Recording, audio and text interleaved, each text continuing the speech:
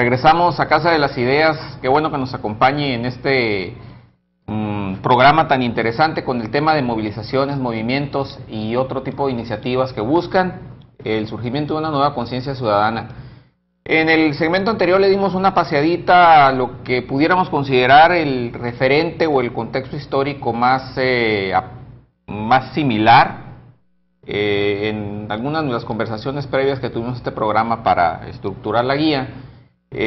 Comentábamos la existencia de paralelismos muy interesantes y claros entre la situación que vivió el mundo a finales de los años 60 y la que se está viviendo actualmente. Entonces por eso queríamos iniciar un poquito con ese repaso para ver de dónde venimos y cuál pudiéramos decir que es el papá de lo que actualmente estamos viviendo en muchos sentidos, ¿no? Dentro de estos paralelismos, Jesús, ¿qué pudiéramos mencionar como expresiones que han surgido en los últimos años y que buscan objetivos similares, digamos? Fíjate, antes de llegar a ese punto, quisiera yo hablar un poquito brevemente de qué fue lo que pasó en el Inter. Porque de los 60 a la fecha, ¿no? Alcanzamos una especie de cima, ¿no? de cima de expresión, de movilización, de queja, de reclamo, de replanteamientos, pero de repente... Y luego empezó otra vez en este estado tan pasivo, tan de zombies, y bueno, ahí empiezan a catalogarnos como la generación X, esta generación del consumismo, esta generación que... Comodina, que se embrutecía, no se comprometía, que no se comprometía, pero además que se veía embrutecida en el Nintendo, en la música, mala música, etcétera, etcétera, en cuestiones mucho más superficiales. Así pasan los 90s, una década muy, muy interesante, y bueno, finalmente pasa también la década del 2000, la primera década del siglo XXI. En que se esperaban, había interrogantes muy grandes, ¿no? Así es. Y de repente empieza a haber una serie de cosas que empiezan a pasar en lugares tan distintos y tan distantes en el planeta. Y un elemento que yo considero clave en ello es la capitalización de herramientas con las que no se contaba anteriormente, que es la conectividad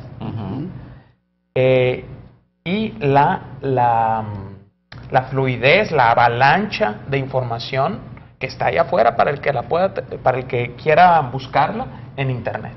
Así es. Entonces, o sea, Internet es el factor.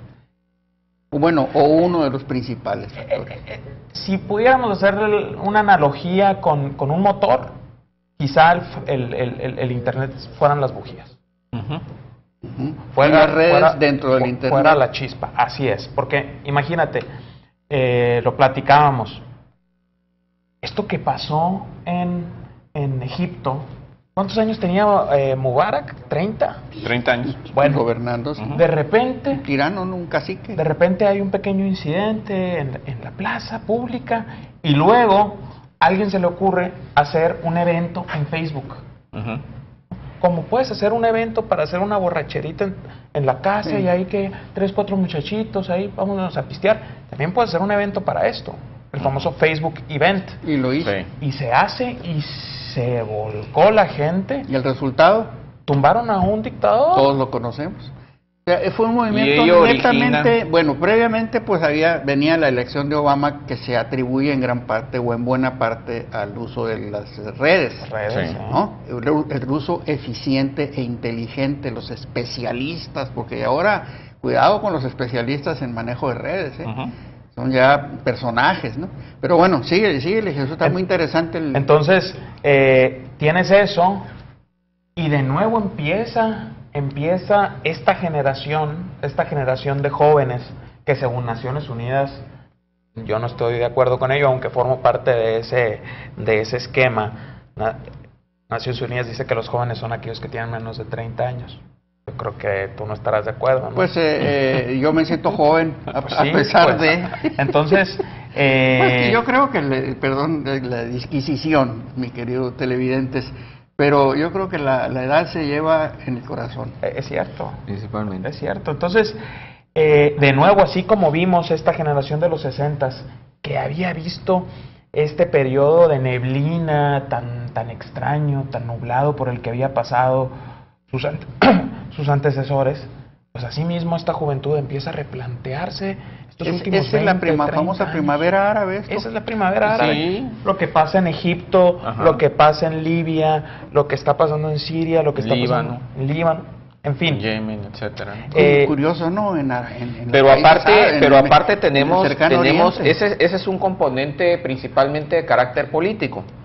Pero también curiosamente ocurre en paralelo con una serie de movimientos que dan origen a movilizaciones de protesta económico-financiera. Tenemos el Occupy Wall Street, por un lado tenemos a los indignados en España, hay otras manifestaciones interesantes que ocurren en paralelo, principalmente entre jóvenes. Están vigentes en este instante.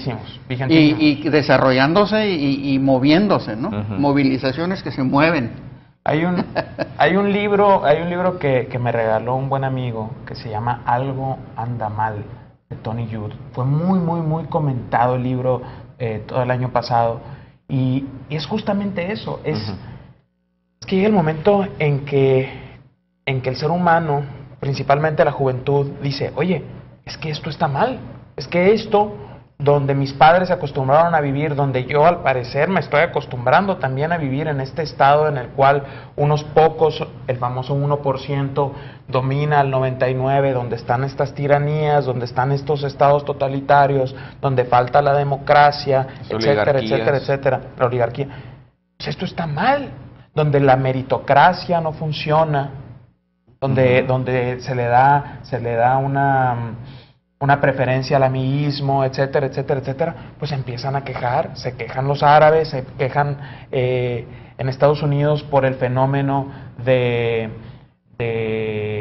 este capitalismo desaforado, destrampado. Y cómo lastimó ciudadanos norteamericanos que también estaban en su zona de confort. Claro, eso lo sacó de la zona de confort precisamente. Pero fíjense qué interesante, vino a ser esto una especie de purga, porque el norteamericano que llevó a su país a ser una potencia mundial a base del trabajo, a base de la tecnología, la clase media, se convirtió en una clase media también muy pasiva, una clase media que quería ganar mucho, trabajando poco, o haciendo las cosas fáciles, que sacaba mucho los créditos y con una tarjeta pagabas la otra y esa pagaba la otra. La cultura de la tarjeta, sí. Y además de eso... Ese fenómeno algún día va a haber que hacer un análisis a fondo de las tarjetas, el fenómeno tarjeta, la aparición de la tarjeta. Y de los tarjeteros. No nos perdamos mucho. Sí, bueno, pues... Ahora, vámonos pasando a México. Yo creo que vamos a transferir esto a la experiencia mexicana actual. ¿Considerarías tú como antecedentes para lo que actualmente estamos viviendo en México los primeros movimientos que se dieron? El de Martí, el de Isabel de Wallace, el de Cecilia. ¿Cómo se gestan estos? Estos movimientos son en una protesta contra la criminalidad, ¿no? O sea, es otra forma de otra vertiente de protesta o de reclamo. Sí, sin duda. Lo que habíamos visto en el caso de los indignados en Madrid, los estudiantes de Chile, Occupy Wall Street, todo eso, pues tiene una vertiente un poco más amplia, ¿no? El sistema no está funcionando como tal. Y bueno, en el caso concreto de estas tres figuras que son Martí, Wallace y Cecilia, yo los identifico principalmente como personas que le dan un rostro a las víctimas de una estrategia definitivamente fallida. Algunos incluso consideran que es una simulación en esta llamada guerra contra el crimen organizado. Entonces, son personas, ojo, que se activan una vez que el trauma toca a sus puertas. Habría que ver qué es lo que estaban haciendo antes de el señor Martí o la señora Miranda de Wallace, antes de. Entonces... Sabemos lo que hacía Sicilia, él hacía poemas, pues. Y buenos. Poesías muy buenas, sí. Entonces son movimientos de reacción al crimen, ¿no? Movimientos de reacción. Vamos a dejar pendiente para la reanudación del programa este tema tan interesante de estos personajes que son parte de lo que está ahorita actuante.